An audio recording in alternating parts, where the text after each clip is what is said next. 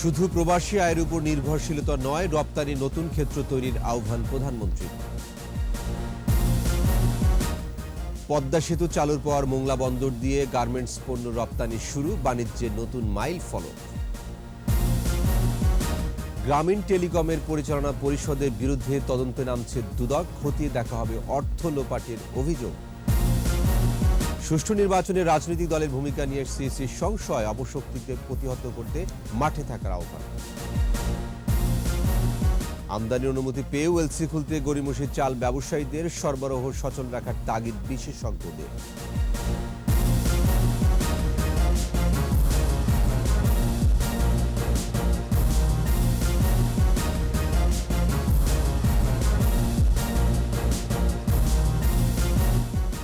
শুনছিলেন first security ইসলামী bank limited সংবাদ শিরোনাম। আমন্ত্রণ রাত 11টার 21 সংবাদে, সাথে আছি আমি ওয়াহিদুজ্জামান।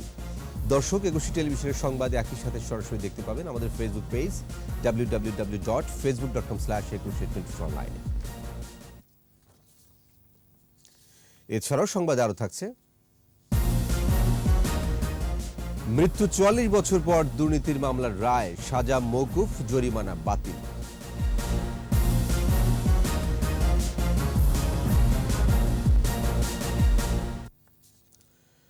প্রধানমন্ত্রী শেখ হাসিনা বলেছেন, শুধুমাত্র রেমিটেন্সের উপর নির্ভরশীল না হয়ে নতুন নতুন বাজার সৃষ্টির মাধ্যমে পণ্য রপ্তানি করে আরও বেশি বৈদেশিক মুদ্রা অর্জন করতে হবে।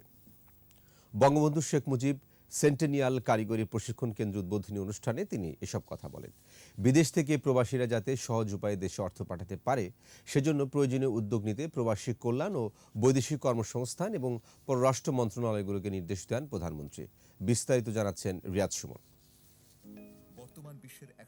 বিশ্বের ১৭৬টি দেশে ১ কোটিরও বেশি বাংলাদেশি দক্ষতার সাথে কাজ করছেন, যাদের অবদানে বাংলাদেশ এখন সর্বোচ্চ রেমিট্যান্স গ্রহণকারী দেশ। ২০২১-২২ অর্থ বছরে দেশে রেমিটেন্স এসেছে ২১ বিলিয়ন মার্কিন ডলার, যা মোট জিডিপির ৭%। এই ধারা অব্যাহত রাখতে এবং যুব সমাজকে কারিগরি শিক্ষা দিয়ে দক্ষ জনশক্তি তৈরির লক্ষ্যে সপ্তম ও অষ্টম পঞ্চবার্ষিক পরিকল্পনায় দেশের সকল উপজেলায় বঙ্গবন্ধু শেখ মুজিব সেন্টেনিয়াল কারিগরি প্রশিক্ষণ কেন্দ্র নির্মাণ করছে প্রবাসী কল্যাণ ও বৈদেশিক কর্মসংস্থান মন্ত্রণালয়। শুভ উদ্বোধন ঘোষণা করছি। বৃহস্পতিবার ২৪টি কারিগরি প্রশিক্ষণ কেন্দ্রের উদ্বোধন করেন প্রধানমন্ত্রী শেখ হাসিনা। এ সময় প্রধানমন্ত্রী বলেন, পরনির্ভরশীলতা কমাতে দক্ষ জনশক্তির বিকল্প নেই। এক্ষেত্রে তার সরকারের উদ্যোগগুলো তুলে ধরেন প্রধানমন্ত্রী। ২০০৮ সালে আমাদের যে কারিগরি শিক্ষা, সেই শিক্ষার হার ১% ছিল মাত্র। বর্তমানে তা ১৭% আমরা উন্নীত করতে সক্ষম হয়েছি। আমরা আরো উদ্বুদ্ধ করছি। ২০৩০ সালে ৩০%, ৪১ সালে ৫০% করার আমরা পদক্ষেপ নিচ্ছি। প্রত্যেকটা উন্নয়নের লক্ষ্যমাত্রা হচ্ছে আমাদের গ্রাম থেকে আমরা উন্নয়নটা করতে চাই। কাজে গ্রাম পর্যায়ে প্রশিক্ষণ এবং দক্ষতা সেটা নিশ্চিত করবার জন্যই প্রত্যেক উপজেলায় আমরা এই কারিগরি শিক্ষার ব্যবস্থা নিয়েছি। প্রধানমন্ত্রী বলেন, শুধুমাত্র প্রবাসীদের রেমিটেন্সের উপর নির্ভরশীল না হয়ে নিজেদের পণ্য বিদেশে রপ্তানি করে আরও বেশি বৈদেশিক মুদ্রা অর্জন করতে হবে। বৈদেশিক মুদ্রা অর্জনের ক্ষেত্রে শুধুমাত্র রেমিটেন্সের উপর নির্ভরশীল না, আমাদের পণ্য যাতে বিদেশে রপ্তানি হয়, তাই পণ্য বহুমুখীকরণ করা এবং পণ্য বাজার, নতুন নতুন বাজার খুঁজে বের করা।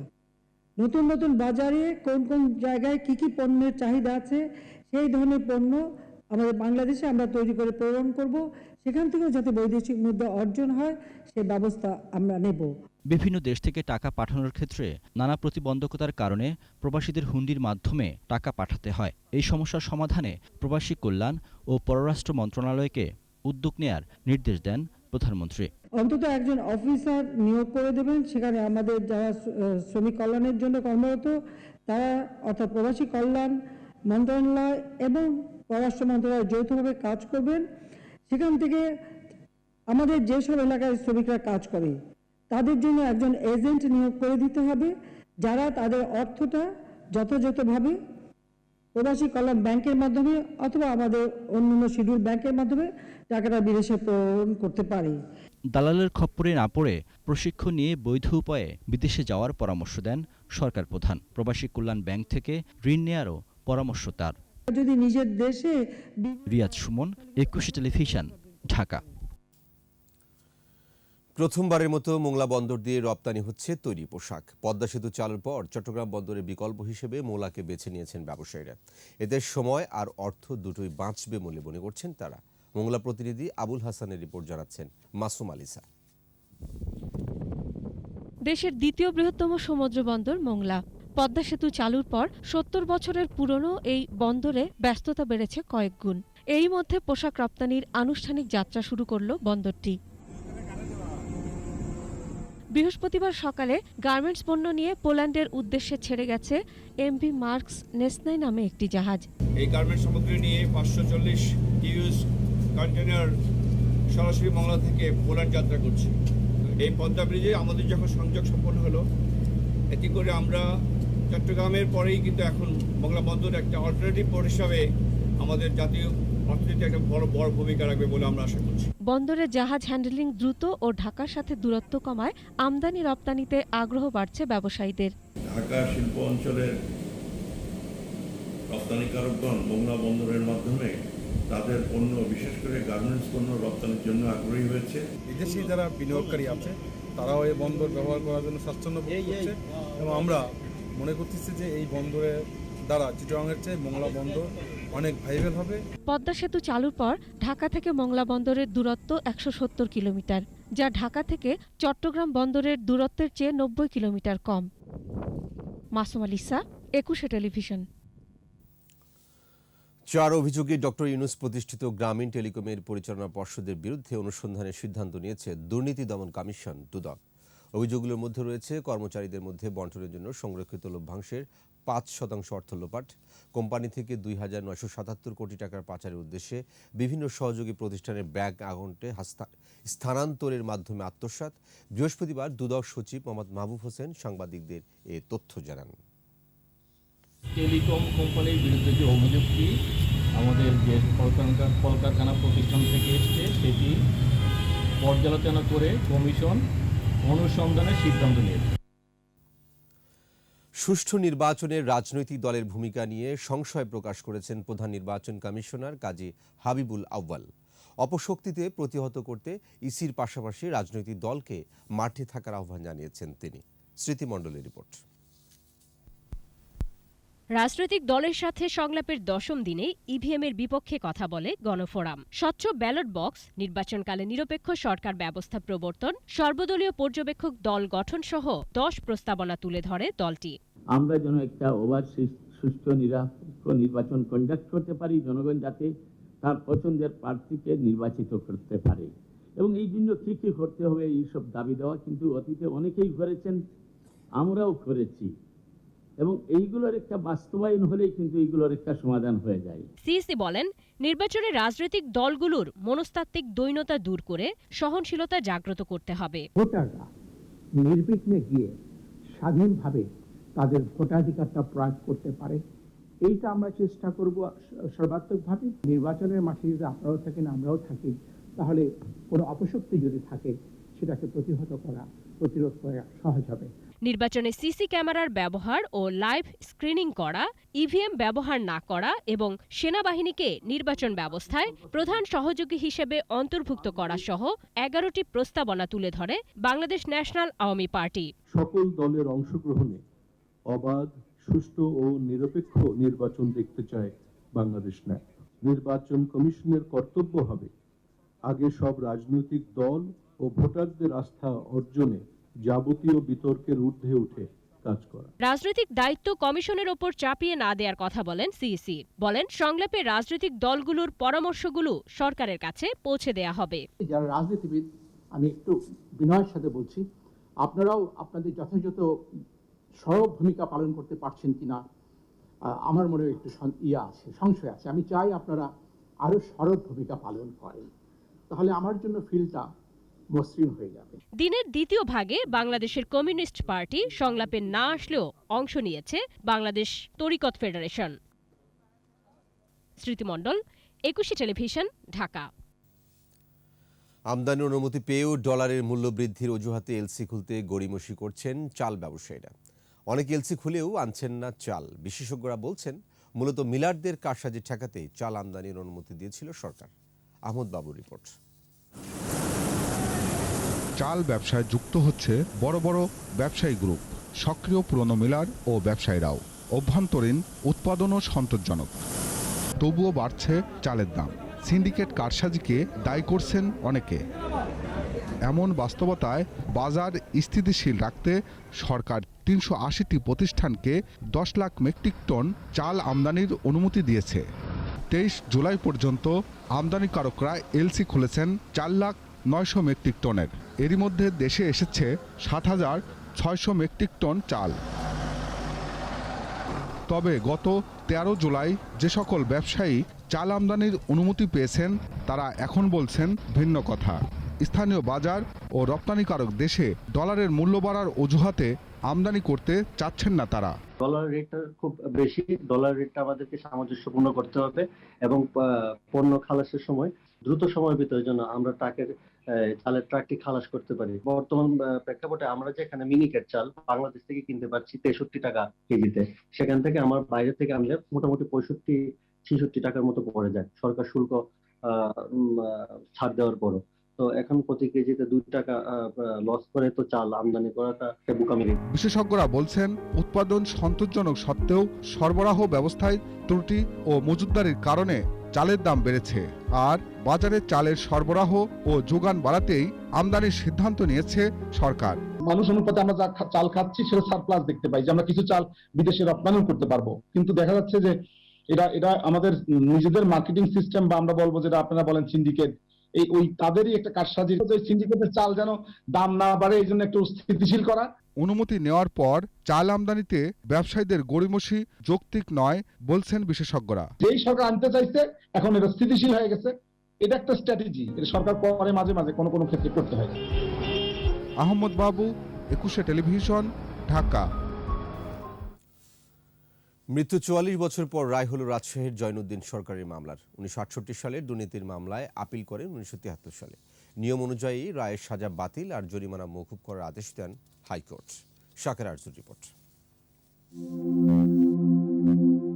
জয়নুদ্দিন সরকার তখনকার সময় রাজশাহী সারদা ইউনিয়নের চেয়ারম্যান ছিলেন। ১৯৬৫ সালে একটি স্কুলের অবকাঠামো উন্নয়নের নামে ১,০৭০ টাকা আত্মসাতের অভিযোগে মামলা হয়। ওই মামলায় রায়ে রাজশাহীর বিশেষ জজ আদালত তাকে ৪ মাসের জেল ও ২,০০০ টাকা জরিমানা করেন। রায়ের বিরুদ্ধে ১৯৭৩ সালে জয়নুদ্দিন উচ্চ আদালতে আপিল করেন। ৪৮ বছর পর সেই আপিল নিষ্পত্তির জন্য ২০২২ সালের কার্যতালিকায় আসে। এত বছরের পুরনো মামলা আসামি বেঁচে আছেন কিনা সে তথ্য ছিল না দুদকের কাছে। রায় ঘোষণার আগের দিন জানা যায় ১৯৭৭ সালেই মারা গেছেন জয়নুদ্দিন। তখনকার আপিলের নাম ঠিকানা, শুধু নামটা পেয়েছিলাম, ঠিকানাও ছিল না। এই জন্য অনারেবল কোর্ট আমাদেরকে তথ্য আনতে বলেছিলেন যে বেঁচে আছে কিনা, প্রথম কথা। সেকেন্ড কথা হচ্ছে তার অ্যাড্রেসটা, নাম ঠিকানা সহ তথ্য উদ্ঘাটন করে পেয়েছি এবং সে যে মারা গেছে সেটাও আমরা সে তথ্য পেয়েছি। কেন এত বছর লাগলো আপিল শুনানি হতে? এ প্রশ্নে দুদকের আইনজীবী বলছেন আপিলকারী যোগাযোগ না করায় এমনটি হয়েছে। রায়ের জরিমানা মওকুফ করা হয়, মারা যাওয়ায় সাজাও বাতিল করেন হাইকোর্ট। কোর্ট অ্যাডমিনিস্ট্রেশন আর তার চাইতে বড় দায়িত্ব আপিলকারী নিজের। আপিল একটা করছে, সে তো বিচার চেতে আসছে, ফেলে রাখতে আসেনি। তো একটা জামিন পেলেই আর খোঁজ নেয় না। ৫৬ বছর আগের দুর্নীতির মামলাগুলোর শুনানির উদ্যোগ নিয়েছে উচ্চ আদালত। ১৯৬০ সাল থেকে বেশ কিছু পুরনো মামলা কার্যতালিকায় নিষ্পত্তি হয়েছে। মারা যাওয়া মানেই শাস্তিটা অ্যাভয়েড, ওই সেন্টেন্স অফ ইমপ্রিজনমেন্টটা, জেলটা অ্যাভয়েড হয়ে গেছে। শাকের আরজু, ২১শে টেলিভিশন, ঢাকা। মানবতা বিরোধী অপরাধের মামলায় খুলনার ৬ আসামিকে মৃত্যুদণ্ডের রায় দিয়েছেন আন্তর্জাতিক অপরাধ ট্রাইব্যুনাল। চেয়ারম্যান বিচারপতি মোহাম্মদ শাহিনুর ইসলামের নেতৃত্বে ৩ সদস্যের ট্রাইব্যুনাল এর রায় ঘোষণা করেন। অপরাধীর বর্তমান বয়স বিবেচনা করে নয়, ৭১-এ তারা যে অপরাধ করেছেন সে বিবেচনায় বিচার হচ্ছে বলে মন্তব্য করেন ট্রাইব্যুনাল। শাকের আরজুর রিপোর্ট। মানবতা বিরোধী অপরাধের মামলায় সকালে ট্রাইব্যুনালে হাজির করা হয় আসামিদের। আসামিরা হলেন আমজাদ হোসেন হাওলাদার, শহর আলী সর্দার, আতিয়ার রহমান, মোতাসিম বিল্লাহ, কামাল উদ্দিন গোলদার। পলাতক রয়েছেন আসামি মোহাম্মদ নজরুল ইসলাম। মামলার অভিযোগে বলা হয়েছে আসামিরা রাজাকার বাহিনীর সদস্য। ১৯৭১ সালে মানবতা বিরোধী অপরাধ করেছিলেন তারা। তাদের বিরুদ্ধে আটক, নির্যাতন, অপহরণ, লুট, অগ্নিসংযোগ, হত্যা ও গণহত্যা সহ 4টি অভিযোগ আনা হয়েছে। চার্জ নাম্বার 4-এ একজন মনীন্দ্রনাথ রায় একজন জমিদার মানুষ ছিলেন, তার দোতলা বাড়ি দখল করে সেখানে রাজাকার ক্যাম্প করা হয়। সেখানে 2 জন মুক্তিযোদ্ধাকে, আব্দুল আজিজ এবং মনীন্দ্র লালকে তারা হত্যা করেছিলেন। ট্রাইব্যুনাল বলেন, আসামিদের বয়স বিবেচনায় নয়, 50 বছর আগের অপরাধ বিবেচনায় বিচার করা হচ্ছে। খুলনায় সে সময় এই রাজাকাররাই অপরাধ ঘটিয়েছেন, আর সেই অপরাধ প্রমাণিত হওয়ায় সবাইকে মৃত্যুদণ্ডের রায় দেয়া হয়েছে। খুলনাতে বটিয়াঘাটায় পাকিস্তানি আর্মি নয়, রাজাকারাই ছিল সন্ত্রাসের জনপদ হিসাবে, এবং তাদের যে উদ্দেশ্যটা সেটি বাস্তবায়ন করেছেন। সেই জঘন্যতম অপরাধের কারণেই 4টি চার্জেই সকল আসামিদেরকে মৃত্যুদণ্ড প্রদান করেছেন। রায়ের বিরুদ্ধে আপিল করা হবে বলে জানান আসামি পক্ষ। আসামি পক্ষ আজকের রায়ে ন্যায় বিচার পায়নি এবং আমরা এই রায়ের বিরুদ্ধে আসামিদের সাথে পরামর্শ করে উচ্চ আদালতে আপিল করব। 2018 সালের 29 অক্টোবর অভিযোগ গঠনের উপর শুনানি শেষ হওয়ার পরে আসামি মোজাহার আলী শেখ মারা যায়। শাকের আরজু, 21 টেলিভিশন, ঢাকা। চলমান সাম্প্রদায়িক হামলা পরিকল্পিত ষড়যন্ত্র উন্নয়ন অগ্রযাত্রা রুখে দেওয়ার পাশাপাশি বিশ্বে বাংলাদেশের মর্যাদাকে প্রশ্নবিদ্ধ করতে এই চক্রান্ত। এসব প্রতিরোধে সাংস্কৃতিক শক্তিকে জাগ্রত ও গণজাগরণ সৃষ্টির আহ্বান জানিয়েছেন বিশিষ্টজনেরা। প্রণব চক্রবর্তী রিপোর্ট। নড়াইল সহ দেশজুড়ে সাম্প্রদায়িক হামলার নিন্দা জানিয়ে সিরডাপ মিলনায়তনে মত বিনিময় সভা করে বাংলাদেশ পূজা উদযাপন পরিষদ। সভায় বিশিষ্টজনরা বলেন, কোনো ঘটনাই বিচ্ছিন্ন নয়, এক সূত্রে গাঁথা, দেশকে পিছিয়ে দেওয়ার ষড়যন্ত্র। পরিকল্পিত ষড়যন্ত্রের অংশ, এই ব্যাপারে সন্দেহ প্রকাশ করার কোনো কারণ থাকতে পারে না। তারা 3 ভাগ 4 ভাগ মানুষের প্রতিনিধিত্ব করে গোটা দেশে এই ধর্ম ব্যবসায়ী, ধর্মীয় ধর্মান্ধ অপশক্তি, কিন্তু আমরা তাদের তোষামত করছি। বাংলাদেশে মুক্তিযুদ্ধের চেতনার বিভ্রান্তিটাই হচ্ছে সংকট, এবং চেতনার পন্থীদের অনৈক্যটা হচ্ছে এখন সবচেয়ে বড় সমস্যা। অথবা সবকিছু দেখে শুনে চুপচাপ ঘরে বসে থাকার একটা অদ্ভুত মানসিকতা আমাদের মধ্যে রয়েছে। বক্তারা বলেন, শুধু আইন নয়, তার প্রয়োগ যেমন থাকতে হবে, পাশাপাশি জেগে উঠতে হবে বাংলার জাগ্রত জনতাকে, সৃষ্টি করতে হবে গণজাগরণ। মডেল মসজিদ করার জায়গাই বাংলাদেশে নাই। এত বেশি মসজিদ, আপনি মডেল স্কুল কেন করছেন না, মডেল কলেজ কেন করছেন? উপজেলার জায়গায় খুঁজে পাওয়া যাচ্ছে। এই জায়গা থেকে যদি আমাদের বেরোতে হয়, আমি মনে করি সেই সাংস্কৃতিক জীবনটাকে পুনরুজ্জীবিত করা দরকার।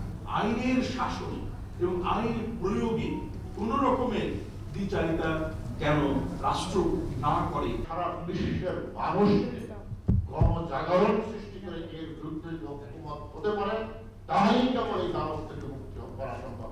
এসব হামলার সাথে জড়িতদের চিহ্নিত করে সঠিকভাবে আইনের আওতায় আনা না হলে এমন ঘটনার পুনরাবৃত্তি রোধ হবে না বলেও মন্তব্য বক্তাদের।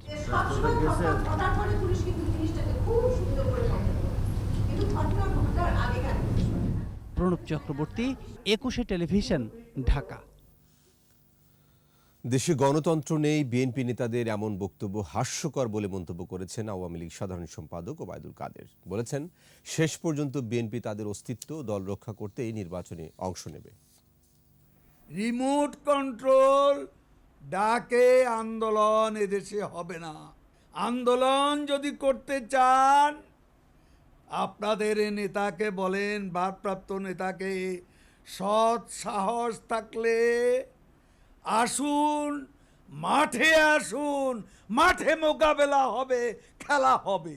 আমি আপনাদের বলতে চাই, নির্বাচনে বিএনপি আসবে, আসতে হবে। 2021 সালে আয়ের চেয়ে ব্যয় বেশি করেছে বিএনপি, যা আগের বছরে ব্যাংকে থাকা সঞ্চয় থেকে খরচ করা হয়েছে বলে জানিয়েছেন বিএনপির সিনিয়র যুগ্ম মহাসচিব রুহুল কবির রিজভী। রাজধানীর আগারগাঁও নির্বাচন কমিশন সচিবালয়ে ইসি সচিব হুমায়ুন কবির খন্দকারের কাছে 2021 সালের আয় ব্যয়ের হিসাব জমা দেয় বিএনপি। এদের জাতীয় নির্বাহী কমিটির মাসিক চাঁদা সহ বিভিন্ন খাত থেকে দলের আয় দেখানো হয়েছে 84,12,444 টাকা। কর্মচারীদের বেতন, বোনাস, ক্রয়পত্র বিল, বিভিন্ন নেতাকে আর্থিক সহায়তা সহ বিভিন্ন খাতে ব্যয় 1,98,47,171 টাকা। ঘাটতির পরিমাণ 1,14,34,727 টাকা। মোট ব্যয় হচ্ছে 1,98,47,171 টাকা। অবৈধ ডলার মজুতকারীদের বিরুদ্ধে অভিযান চালাবে ঢাকা মহানগর পুলিশের গোয়েন্দা বিভাগ ডিবি। মিডিয়া সেন্টারে সংবাদ সম্মেলনে ডিএমপির ডিবি প্রধান হারুনুর রশিদ বলেন, ডলারের মূল্য বৃদ্ধির এই সময়ে কেউ যদি অবৈধভাবে মজুত করেন তাহলে মজুতকারীদের বিরুদ্ধে অভিযান পরিচালনা করা হবে। এদিকে বুধবার রাতে বিপুল পরিমাণ জাল টাকা তৈরির সরঞ্জাম সহ সিন্ডিকেটের প্রধানকে আটক করেছে মহানগর গোয়েন্দা পুলিশ।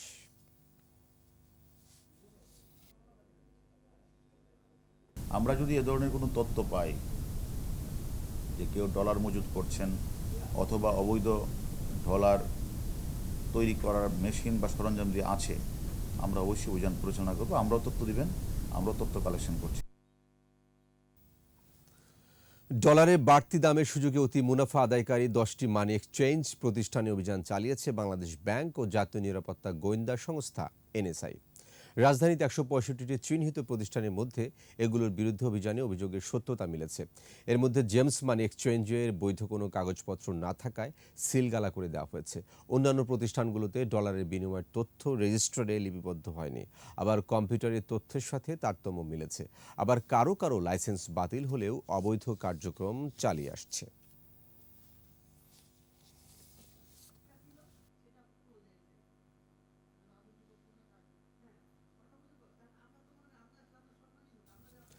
দেশের বাজারে বাড়ল স্বর্ণের দাম। এবার ভরিতে সর্বোচ্চ 2,741 টাকা বাড়ানো হয়েছে। নতুন দর অনুযায়ী 22 ক্যারেটের 1 ভরি স্বর্ণের অলংকার কিনতে খরচ করতে হবে 81,298 টাকা। এছাড়া 21 ক্যারেট 77,566 টাকা, 18 ক্যারেট 66,485 টাকা এবং সনাতন পদ্ধতির স্বর্ণের ভরির দাম দাঁড়াবে 55,171 টাকা। শুক্রবার থেকে স্বর্ণের নতুন দাম কার্যকর হবে। এর আগে গত বুধবার স্বর্ণের দাম ভরিতে 1,341 টাকা বাড়িয়েছে জুয়েলার্স সমিতি।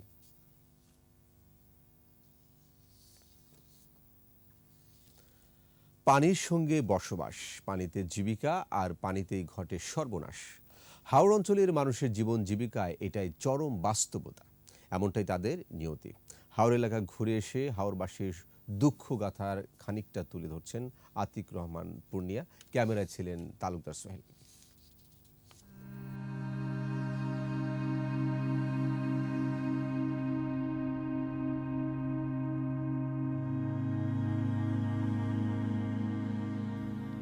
জ্যৈষ্ঠ আষাঢ় মাসে হাওরে এমনিতেই পানি থাকে, তবে উজানের ঢল ও টানা বর্ষণের ফলে সুনামগঞ্জ, কিশোরগঞ্জ, নেত্রকোনার হাওর এলাকায় ব্যাপক বন্যা হয়। গ্রামগুলো হয়ে যায় বিচ্ছিন্ন দ্বীপ। এবারও পাহাড়ি ঢলে মাছভাঙায় ফসল হারিয়েছে কৃষক। অথই জলে এখন পর্যন্ত মাছ মিলছে না, আর ইজারার কারণে অবাধে ধরারও কোনো উপায় নেই। নেত্রকোনার ডিঙ্গাপুতা হাওরের জেলে রমজান আলী 6 জনের দল নিয়ে মাছ ধরেন তিনি। দলের 2 জন সারাদিন মাছ শিকারের কেঁচো ধরেন স্থানীয় পন্থায়, সাথে জাল, জ্বালানি ও অন্যান্য খরচও রয়েছে। প্রতিদিন যে পরিমাণ মাছ ধরা পড়ে, খরচ বাদ দিয়ে তা দিয়ে 6 পরিবারের 30 সদস্যের এক বেলার খাবার জোটানো কঠিন। যে জ্বর আসে, জ্বরের সময় আমরা থাকতে হয় এই নদীর মধ্যে। এই বৃষ্টি আইলেও রৌদ্র উঠলেও সবসময় আমরা এই নদীর মধ্যেই থাকতে হয়। নাই ফসল, নাই কাজ, আছে বৃষ্টি আর থই থই পানি। তাই কাজের খোঁজে সুনামগঞ্জের ভান্ডা হাওর অঞ্চলের বিপদগ্রস্ত মানুষ ছুটছেন শহরের দিকে। 3 অক্টোবর সময় জুল্লে খাইতারি না খাইতারি এমনি চলি দারফাই সারফাই চলে, কি করুম অভাবের আল্লাহ চালা। ঢাকা চলে যাবো, আমার পানি কাতি মাসে গিয়ে আবার আসবো। প্রতিটি ঘর আর চুলায় অভাবের ছাপ স্পষ্ট। কাজ অথবা খাদ্য সহায়তার বিকল্প নেই এখানে। যাতায়াতের একটি ছোট নৌকাও জোগাড় করতে পারছে না অনেকে। 3 বাচ্চা নিয়ে আমি এই ঘরে তাহি মানে কিনো মতন মানে চল্লা ফিরা যাইতাছি, কি ওর বিরাট কষ্ট হয়। মানুষের বাড়ির তাহি পানিটা নিয়ে নিতেছে, পানিটা নেই হলে তো আর আমরা এই ঘরে থাকতাম না। কাজ যদি থাকে তো আমার খাওয়া দাওয়া হয়, কাজ না থাকলে আমার খাওয়া দাওয়া হয় না। বাচ্চা কাজ পাইলে আমি উহা অনটনেই জীবনযাপন করি। এমন বাস্তবতায় কেউ অসুস্থ হলে এই দুর্গম এলাকায় ঝাড়ফুঁক আর টোটকা চিকিৎসাই এখন ভরসা। আমি চলতারি না, ভাত নাই, মাছ মাতারি না, খেতে পানি নিয়ে জায়গা এই মানুষের কাম করে খাই, চলতারি না, মন্ড চালে খাই না যাই। এই আহমদ আলীর মতন প্রত্যন্ত দুর্গম হাওর এলাকায় শত শত হাজার হাজার মানুষ এবং পরিবার রয়েছেন যারা প্রতি মুহূর্তে যেন অনিশ্চিত এক ভবিষ্যতের তাড়নায় ক্ষয়ে ক্ষয়ে নিঃশেষ হয়ে যাচ্ছেন। আতিক রহমান পূর্ণিয়া, একুশে টেলিভিশন, মাধবপুর, জামালগঞ্জ, সুনামগঞ্জ। শাহজালাল বিজ্ঞান ও প্রযুক্তি বিশ্ববিদ্যালয়ের শিক্ষার্থী বুলবুল হত্যা মামলায় আদালতে স্বীকারোক্তিমূলক জবানবন্দি দিয়েছে আরও 2 আসামি কামরুল ও হাসান। পুলিশ জানায় সিলেট মেট্রোপলিটন ম্যাজিস্ট্রেট আদালতে খুনের দায় স্বীকার করে জবানবন্দি দিয়েছে তারা। পরে তাদের সিলেট কেন্দ্রীয় কারাগারে পাঠানো হয়। এর আগে বুধবার মামলার অপর আসামি আবুল হোসেন আদালতে জবানবন্দি দেয়। সোমবার সন্ধ্যায় বিশ্ববিদ্যালয় ক্যাম্পাসে গাজী কালুর টিলায় ছুরিকাঘাতে হত্যা করা হয় লোক প্রশাসন বিভাগের 3য় বর্ষের শিক্ষার্থী বুলবুল আহমদকে।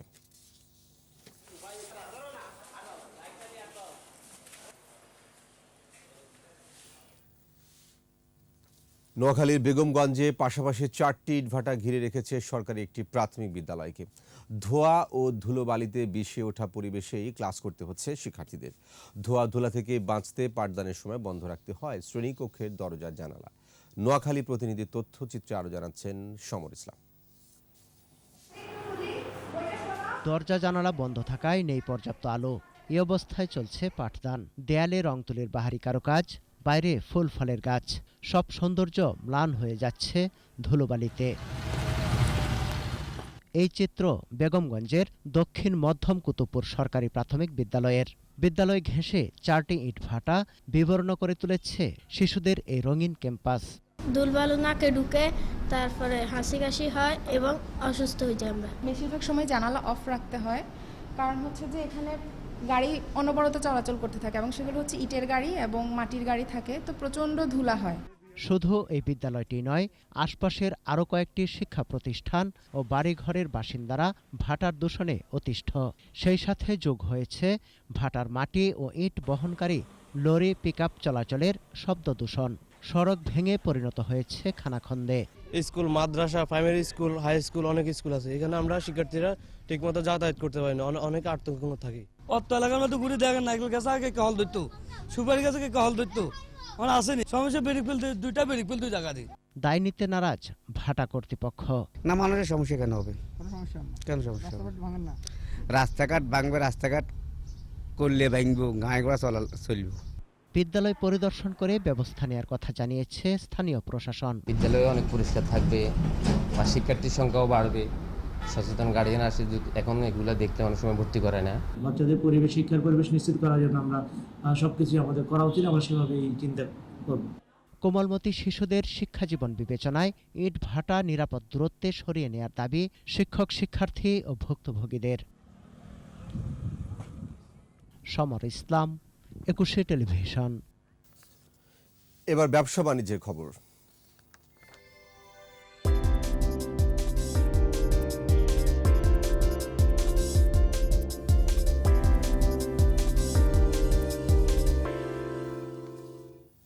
বিজ্ঞাপনে পাওনা টাকার দাবিতে আলিশা মার্টের চেয়ারম্যানের বাসার সামনে অবস্থান কর্মসূচি পালন করেছে 23টি বেসরকারি টেলিভিশন চ্যানেল কর্তৃপক্ষ। আলিশা মার্টের চেয়ারম্যান মঞ্জুর আলম শিকদারের গুলশানের বাসার সামনে দিনভর অবস্থান নেন তারা। চ্যানেল কর্তৃপক্ষের অভিযোগ, পাওনা 11.5 কোটি টাকার দাবিতে ফেব্রুয়ারি মাস থেকে আলিশা মার্টের বিভিন্ন অফিসে যোগাযোগ করা হচ্ছে, কিন্তু নানা টালবাহানায় টাকা পরিশোধ করেননি আলিশার চেয়ারম্যান। আলিশা মার্টের এমন প্রতারণা থেকে রেহাই ও পাওনা টাকা ফেরত পেতে প্রধানমন্ত্রী ও বাণিজ্যমন্ত্রী হস্তক্ষেপ কামনা করেছে বেসরকারি টেলিভিশন চ্যানেলগুলো।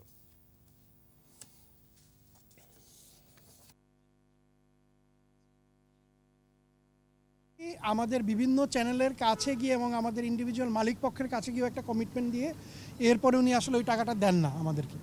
বাসায়ও নাই, ওনার ওয়াইফও সকাল 7টার দিক চলে গেছে। আমাদের ফোনও ধরে না, আমরা একটা একটা করে অনেকেই ফোন দিয়েছি, আমাদের ফোন ধরে না। পরবর্তী পর্যায়ে আমরা এখানে অবস্থান নিয়েছি। তো এই টাকাগুলো যখন আমাদের আটকে রেখে দেয়, আলটিমেটলি দিন শেষে কিন্তু আমরা আমাদের অফিস খরচ বা বেতন বকেয়া এগুলো দিতে আমাদের কষ্টের সম্মুখীন হয়। সেজন্য আমরা বাণিজ্য মন্ত্রণালয় সহ প্রধানমন্ত্রীর দৃষ্টি আকর্ষণ করতে চাই। আর এরই সাথে শেষ করছি রাত 11টার 21 সংবাদ। যাওয়ার আগে ফার্স্ট সিকিউরিটি ইসলামী ব্যাংক লিমিটেড সংবাদ শিরোনামগুলো আরও একবার। শুধু প্রবাসী আয়ের উপর নির্ভরশীলতা নয়, রপ্তানির নতুন ক্ষেত্র তৈরির আহ্বান প্রধানমন্ত্রী। পদ্মা সেতু চালুর পর মোংলা বন্দর দিয়ে গার্মেন্টস পণ্য রপ্তানি শুরু, বাণিজ্যের নতুন মাইল ফলক। গ্রামীণ টেলিকমের পরিচালনা পরিষদের বিরুদ্ধে তদন্তে নামছে দুদক, খতিয়ে দেখা হবে অর্থ লোপাটের অভিযোগ। সুষ্ঠু নির্বাচনের রাজনৈতিক দলের ভূমিকা নিয়ে সিএসির সংশয়, অপশক্তিকে প্রতিহত করতে মাঠে থাকার আহ্বান। এবং আমদানির অনুমতি পেয়েও এলসি খুলতে গড়িমসি চাল ব্যবসায়ীদের সরবরাহ সচল রাখার দাবি বিশেষজ্ঞদের।